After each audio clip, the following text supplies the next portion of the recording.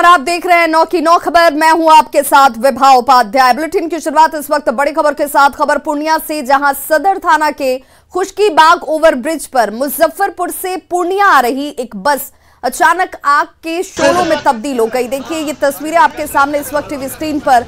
इस दौरान सभी यात्री बाल बाल बच गए हैं। राहत की यही बड़ी खबर, क्योंकि जो यात्री उस वक्त सवार थे बस में वो सभी सुरक्षित हैं। बताया जा रहा है कि शॉर्ट सर्किट की वजह से बस में अचानक से आग लगी और धू धू कर ये बस जो है उस दौरान जल उठी। फिलहाल आग पर काबू पाने की कोशिश लगातार जारी है। तो देखिए ये ओवरब्रिज जहां से ये बस जो है मुजफ्फरपुर से पूर्णिया जा रही थी, जिस दौरान अचानक से शॉर्ट सर्किट की वजह से बताया जा रहा है कि आग की चिंगारी निकलती है और धू धू कर ये बस जो है वो जल उठी। राहत ये रही कि वक्त रहते जो यात्री इस बस में सवार थे वो सभी सुरक्षित बाहर निकल पाए।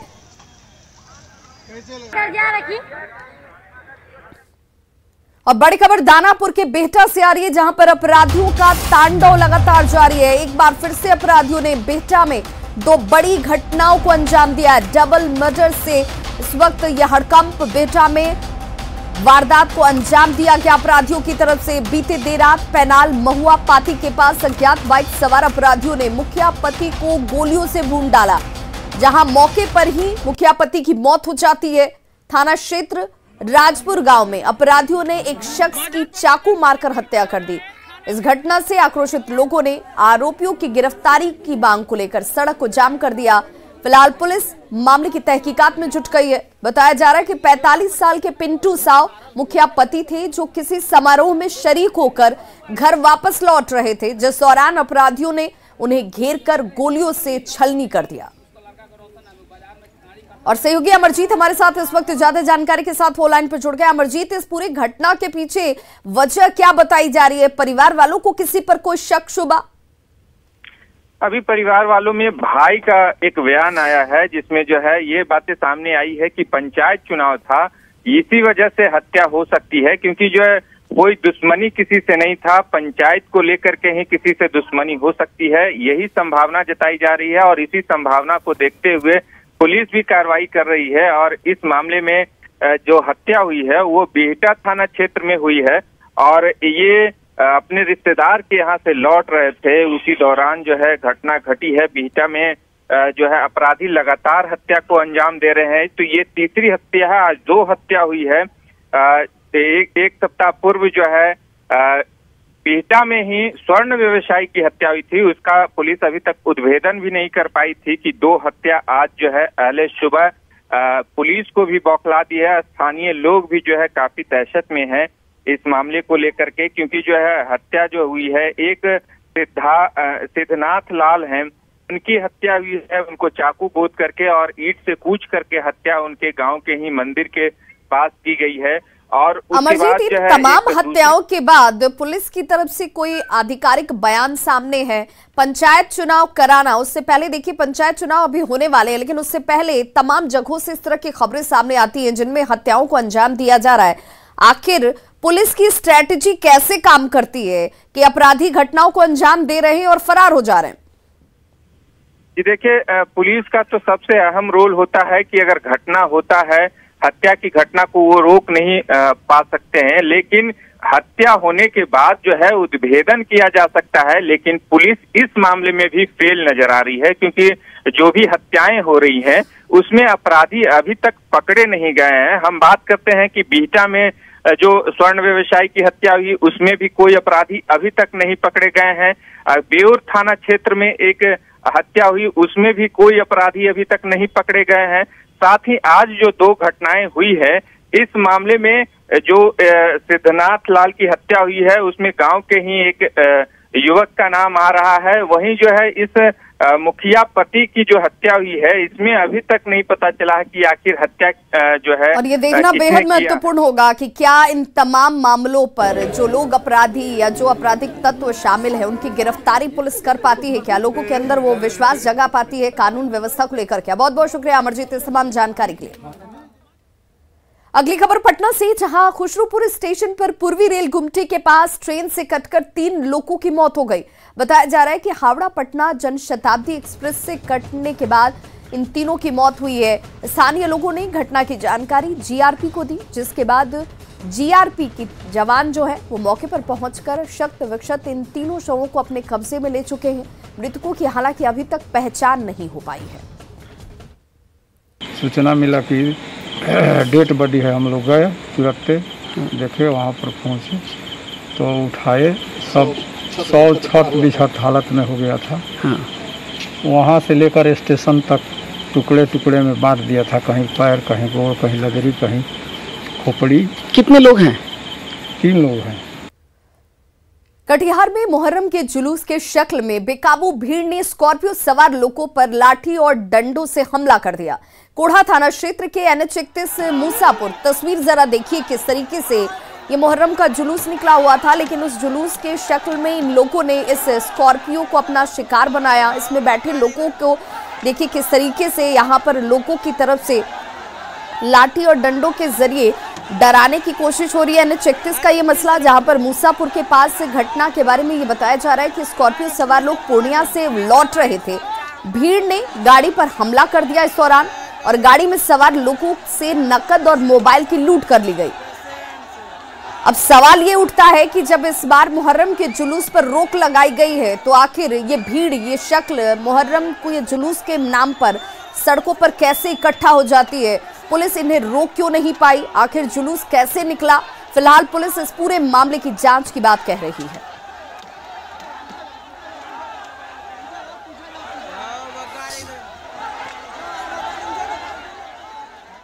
पटना के कंकड़बाग पुलिस ने कोलकाता से चल रहे एक बड़े साइबर फ्रॉड मामले का खुलासा किया है और एक शख्स को इस दौरान गिरफ्तार किया गया, जिसने बताया कि कपिल नाम का ये जो शख्स है वो कोलकाता में रहता है। लोगों को लोन दिलाने के नाम पर फ्रॉड करके पहले बैंक में अकाउंट खुलवाई जाती है और उसके बाद इसी नाम से ATM कार्ड निकलवाया जाता है। गिरफ्तार शख्स रोशन को इस काम के लिए 1000 रुपए का कमीशन मिलता था। फिलहाल रोशन के पास से कई ATM कार्ड बरामद किए गए हैं और पुलिस कपिल के बारे में पूरी जानकारी निकालने की कोशिश कर रही है। ये पूरा मामला कई राज्यों से जुड़ा हुआ बताया जा रहा है और इसलिए इस शख्स तक पहुंचने को लेकर पुलिस अपनी तरफ से पूरी संजीदा। मतलब आधार कार्ड ले करके किसी और के नाम पे GST बना करके और उसी के नाम से टैक्स जमा करके किसी और कंपनी का, और उसका पैसा बचाते थे, उसी का कमीशन मिलता था। तो आपके साथ और कौन कौन काम करता था यहाँ? हम बस एक ही आदमी को पटना में। आशुतोष, 1 महीने में कितना पैसा मिलता था आपको? 1 महीने में उसका मतलब 1.5 लाख रुपए आता था। मुख्यमंत्री नल जल योजना की टंकी फटने से छपरा के दरियापुर में अफरा तफरी मच गई। चलिए आपको वो तस्वीरें भी दिखा देते हैं। ये तस्वीरें खानपुर की हैं, जहां पर टंकी फट गई और टंकी झरने में तब्दील हो जाती है। ये तस्वीरों को जरा देखिए। ये है नल जल योजना की टंकी, जिससे लोगों की प्यास बुझनी थी, लेकिन इसकी गुणवत्ता को लेकर अब सवाल जरूर उठेंगे, क्योंकि ये टंकी जो है अचानक से फट जाती है और टंकी झरने से तब्दील हो गई। टंकी फटने से 2 बच्चे इस दौरान घायल हो गए हैं। ग्रामीणों का कहना है कि घटिया निर्माण की वजह से ये टंकी जो है वो फट गई।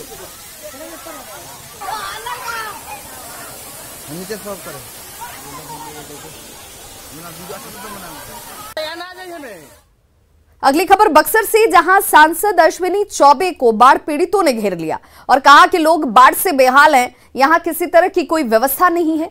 तस्वीरें आपके सामने हैं और देखिए कि किस तरह से बाढ़ पीड़ित जो है वो अश्विनी चौबे को घेरे हुए आपको नजर आ रहे होंगे। उनकी तरफ से हर संभव कोशिश की जा रही है लोगों को समझाने की, बुझाने की, लेकिन बाढ़ पीड़ितों का दर्द ये कि जब वो इस तरह की परेशानी में होते हैं तो कोई उन तक पहुंचता नहीं, उन तक कोई मदद नहीं पहुंचती। बाढ़ पीड़ित अश्विनी चौबे को घेरे हुए नजर आ रहे हैं, अपनी व्यथा सुना रहे हैं। दरअसल अश्विनी कुमार चौबे बक्सर के डुमरांव अनुमंडल में बाढ़ का निरीक्षण करने ही पहुंचे थे कि क्या हालात इन इलाकों में है। हालांकि अश्विनी कुमार चौबे अपनी गाड़ी पर खड़े होकर लोगों को समझाते हुए भी आपको नजर आ रहे होंगे और इसके बाद भीड़ का गुस्सा जाकर शांत होता है। पुलिस प्रशासन ने अश्विनी चौबे के काफिले को वहां से निकाला। यहाँ से लेकर ब्रह्मपुर तक इतना पानी का एथी हो गया कि कोई भी जा नहीं सकता है, नाव भी नहीं मिला ब्रह्मपुर प्रखंड जाने के लिए। आरा के दौरे पर पहुंचे केंद्रीय खाद्य एवं उपभोक्ता संरक्षण राज्य मंत्री अश्विनी चौबे ने सर्किट हाउस में विभागीय पदाधिकारियों के साथ समीक्षा बैठक की और केंद्र सरकार के द्वारा चलाए जा रहे विभिन्न योजनाओं के बारे में जानकारी दी। विभागीय पदाधिकारियों के साथ बैठक के बाद मंत्री अश्विनी चौबे ने कहा कि पीएम गरीब कल्याण योजना के तहत देश के करोड़ों गरीब तबके के लोगों को मुफ्त में 5 किलो चावल और गेहूं दिए जा रहे हैं। साथ ही उन्होंने वन नेशन वन राशन के तहत बिहार के 87% लोगों का अब तक राशन कार्ड बन चुका है, इसकी जानकारी भी दी। अश्विनी चौबे ने भविष्य में लोगों तक पोषण युक्त चावल देने की भी बात कही ताकि लोगों का स्वास्थ्य बेहतर हो सके। जातीय जनगणना को लेकर प्रधानमंत्री नरेंद्र मोदी से सीएम नीतीश कुमार के नेतृत्व में विपक्षी नेताओं के 23 अगस्त को मिलने पर कांग्रेस सांसद अखिलेश सिंह ने अपनी प्रतिक्रिया दी। कांग्रेस सांसद ने कहा कि जातीय जनगणना के मामले में बीजेपी का रवैया टाल मटोल वाला है और बीजेपी के जो नेता किसानों से मिलने से कतराते हों वो जातीय जनगणना के मुद्दे पर सकारात्मक रूप दिखाएंगे, इसकी उम्मीद कब नजर आती है। उन्होंने कहा कि आज के परिप्रेक्ष्य में जातीय जनगणना बेहद जरूरी है। तब करेंगे जब जातीय जनगणना का भारत सरकार निर्णय करेगा। प्रधानमंत्री जी को जल्दी से जल्दी इस पर निर्णय करना चाहिए। प्रतिनिधिमंडल तो रोज मिलता है प्रधानमंत्री से, आता है जाता है, उसका क्या मायने मतलब है। मुंगेर में बाढ़ पीड़ितों के लिए मेडिकल कैंप वरदान साबित हो रहा है। जिला स्वास्थ्य विभाग की ओर से लगाए गए मेडिकल कैंप में गर्भवती महिलाओं से लेकर बच्चों तक का इलाज किया जा रहा है। इतना ही नहीं, इस कैंप से कोरोना जांच और टीका की भी व्यवस्था लोगों तक पहुंच रही है। आपको बताते चलें कि जिले में बाढ़ से लगभग 1.5 लाख लोग इस वक्त प्रभावित हैं। इस कैंप का जायजा लिया संवाददाता अरुण शर्मा ने।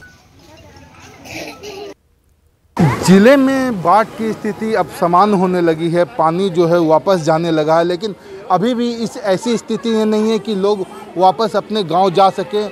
वो अभी भी कैंपों में है। तो जिला तथा स्वास्थ्य विभाग की एक अच्छी पहल है कि जितने भी कैंप है लगभग 25 जगह मेडिकल कैंप को लगाया गया है। मैं इस वक्त मौजूद हूँ डीएम ऑफिस के सामने लगे मेडिकल कैंप में। यहाँ पे वो लोग आके बसे हुए हैं, पूरा मोहल्ला एक बस गया है, पूरा टेंट हाउस टाइप का यहाँ पे बन गया। उन्हीं लोगों के इलाज के लिए मेडिकल व्यवस्था की गई है। स्वास्थ्य जांच से लेके उनको दवाइयाँ देना। आप देख सकते हैं कि जो स्वास्थ्य विभाग के जो स्टाफ है, जो नर्स हैं, जो टेक्नीशियन है, सब जो यहाँ के लोगों को दवाइयों देने में लगे हुए हैं। दवाई भी अच्छी ही दवाई है इनको, जैसे अभी जो सीजन है उसके अनुसार नोचनी, खुजली या अन्य प्रकार फीवर जो है वो होना एक समान बात है। ऐसे में इन लोगों के लिए दिक्कत ना हो, उसके लिए ये व्यवस्था की गई। आप देख सकते हैं कि जो लोग हैं, लोग लाइनों में लगे हुए हैं। बड़े बुजुर्ग, छोटे बच्चे सबका इलाज भी किया जा रहा है। साथ में यहाँ पे दवाइयाँ भी दी जा रही है। इसके साथ साथ जो माताएं गर्भवती हैं उनका भी एनसी चेकअप भी हम लोग यहाँ पे कर रहे हैं कैंप में। खास करके उनको आयरन, कैल्शियम जो गोली उनको चाहिए वो भी उनको मिल रहा है। यहाँ पे सभी प्रकार के पेशेंट आते हैं, जैसे माथा दर्द हुआ, बुखार हुआ और लूज मोशन, ये सब पेशेंट बहुत सारे आ रहे हैं और सबको हम लोग दवाई यहाँ दे रहे हैं। साथ साथ परिवार नियोजन का भी दवाई देते हैं हम लोग। सारा चीज़ मालायन हुआ, सारा निरोधक गोलियां सब दे रहे हैं हम लोग। तो इन लोग यानी सेटिस्फाइड है, संतुष्ट होके जाती हैं सब? हाँ, सब कोई संतुष्ट होके जाती है और सबको जो बीमारियां बोलती है वो सारा मेडिसिन सबको दे रहे हैं हम लोग। यहाँ पे कुछ जो बाढ़ पीड़ित महिलाएं भी हैं जो दवाई लेने आते हैं। यहाँ पे ठीक ठाक दिखता है सब दवा मिले छे यहाँ पे? दवा मिलता है तो दवा मिल रहा है। कोई दिक्कत है अपने के? नहीं दिक्कत कोई बात के नहीं है। सभी दवाई मिल जाए छे बच्चा के ऊंचा कहीं से लावे नहीं दे छे कि दुकान से खरीद के ले? नहीं अजने सब मिला पकड़ सब ही मिले हैं। सब यही मिले है? हाँ सब। कहीं बाहर से लावे लगे नहीं बोले? नहीं बोल रखिन है, वही दवाई मिलती अभी दे रहे लखिन है। आपने देखा कि जो यहाँ पे बाढ़ पीड़ित हैं वो भी काफ़ी संतुष्ट हैं कि उनको दवाई लाने के लिए कहीं से कहा नहीं जाता है, बल्कि ये दवाई उनको यहीं पे मिल जाता है। इससे अच्छा पहल और बाढ़ पीड़ितों के लिए कुछ नहीं हो सकता है कि जिला प्रशासन ने खाने के लिए कम्युनिटी किचन, स्वास्थ्य के लिए मेडिकल कैंप के अलावा आने जाने के लिए नाव की सभी व्यवस्था की गई है। तो ये कहा जा सकता है कि जिला जो है बाढ़ पीड़ितों के लिए काफ़ी कुछ मुहैया करवा चुका है। अरुण शर्मा, न्यूज़ 18 मुंगेर। पटना में गंगा का जलस्तर काफी तेजी से घट रहा है। गांधी घाट पर गंगा का जलस्तर खतरे के निशान से महज 10 सेंटीमीटर ऊपर रह गया है। अब आज शाम तक इसके खतरे के निशान से नीचे आने की संभावना व्यक्त की जा रही है। जलस्तर कम होने के साथ ही गंगा घाटों पर अब पहले की तरह गतिविधियां जो है वो शुरू हो गई हैं। लोग स्नान करने के अलावा पूजा पाठ जो है उसके लिए गंगा घाटों पर आने लगे हैं। नगर निगम कर्मी जो है गंगा घाट से पानी निकल जाने के बाद साफ सफाई में जुट गए हैं ताकि लोग जब यहां पर पहुंचे तो उन्हें गंदगी का सामना न करना पड़े। पटना के गांधी घाट से गंगा के जलस्तर का जायजा लिया संवाददाता संजय कुमार ने। पटना में गंगा अब धीरे धीरे शांत होने लगी है। कल तक जिस गंगा ने उग्र रूप धारण कर लिया था, धीरे धीरे उसकी धारा में भी अब कमी देखी जा रही है और वाटर लेवल भी काफी तेजी से नीचे गिर रहा है। हम फिलहाल गांधी घाट पर खड़े हैं और यहाँ की तस्वीर देखिए। कल तक गांधी घाट पर पाथवे और ये जो प्लेटफॉर्म है ये पूरी तरह डूब चुका था।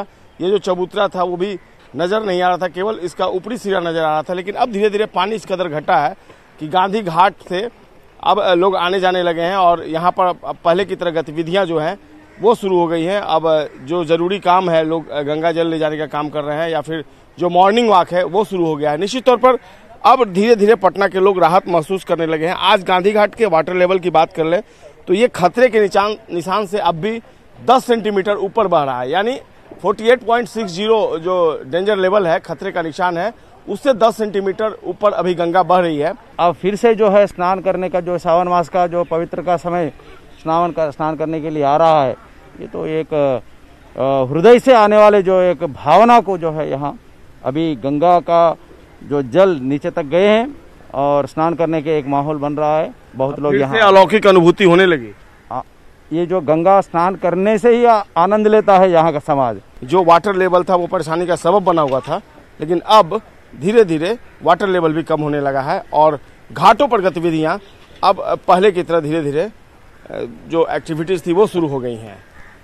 कैमरा पर्सन सुबोध के साथ संजय कुमार, न्यूज़ 18 पटना। भागलपुर के नौगछिया में कोसी नदी कहर बरपा रही है। मदरोनी पंचायत पूरी तरह से बाढ़ के पानी में डूब चुका है और हालात ऐसे हैं कि सैकड़ों घरों में पानी समाया हुआ है। लोगों के किचन की बात कर लीजिए, बेडरूम हो, हर जगह आपको सिर्फ पानी ही पानी नजर आएगा, जिससे लोगों के सामने सिर छिपाने के लिए और भूख मिटाने तक के समस्या इस वक्त मुंह बाए खड़ी है। मुखिया का यह आरोप है कि अधिकारियों को बार बार सूचना दिए जाने के बावजूद अधिकारी इन लोगों की सुध नहीं ले रहे और राहत के नाम पर अब तक सिर्फ 150 पॉलीथीन दिए गए हैं। इलाके में 2 सरकारी नावों के सहारे लोगों की जिंदगी इस वक्त कट रही है, जबकि लोगों को तत्काल सूखा राशन का पैकेट दिए जाने की जरूरत है। दिक्कत यहाँ पे ये है कि नाव की व्यवस्था नहीं है। सिर्फ सरकारी 2 नाव यहाँ पे जो है सरकार की तरफ से चल रहा है और आज तक हमारे द्वारा बार बार डिमांड किया जा रहा है कि हम लोग को चूरा गुड़ या हम लोग को सूखा राशन फूड पैकेट्स दिया जाए, लेकिन आज तक एक भी ना फूड पैकेट्स मिला है और पॉलीथीन के नाम पे सिर्फ हमको 150 पॉलीथीन दिया गया है सीओ के द्वारा। यही स्थिति है और बहुत भयावह स्थिति से हम लोग गुजर रहे हैं। नालंदा पुलिस ने युवती पर एसिड अटैक मामले में 5 लोगों को गिरफ्तार किया है, जिसमें युवती का प्रेमी भी शामिल है। डीएसपी ने बताया कि युवती का एक युवक से 7 सालों से प्रेम प्रसंग चल रहा था। युवती के परिजन शादी से इनकार कर रहे थे और इसी को लेकर युवक ने अपने साथियों के साथ युवती पर एसिड अटैक किया। स्थल के आसपास के सीसीटीवी फुटेज एवं अन्य तकनीकी एविडेंसेस के आधार पर हम लोगों ने अनुसंधान प्रारंभ किया। इसी क्रम में जो कांड में घटना में शामिल सभी 5 अभियुक्तों को घटना के 48 घंटे के अंदर गिरफ्तार किया गया पटना पुलिस के सहयोग से, आलमगंज थाना क्षेत्र से। पिछले साल न्यूज़ 18 और बायजूस की एक नई पहल ने आपको कई ऐसे यंग जीनियस से मिलवाया जिन्हें देखकर हम सब हैरत में पड़ गए। उम्र इनकी भले छोटी हो, पर जब न्यूज़ 18 के मंच पर इन्होंने अपने बड़े काम दिखाए तो पूरा देश इन्हें देखता रह गया।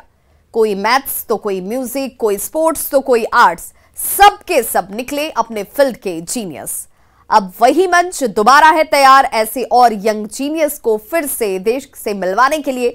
तो अगर आप भी जानते हैं ऐसे किसी और यंग जीनियस को, रजिस्टर कीजिए news18.com यंग जीनियस पर या बायजूस ऐप डाउनलोड कर जाइए यंग जीनियस सेक्शन में, क्योंकि शुरू होने जा रही है Byju's young genius season 2 News18 initiative.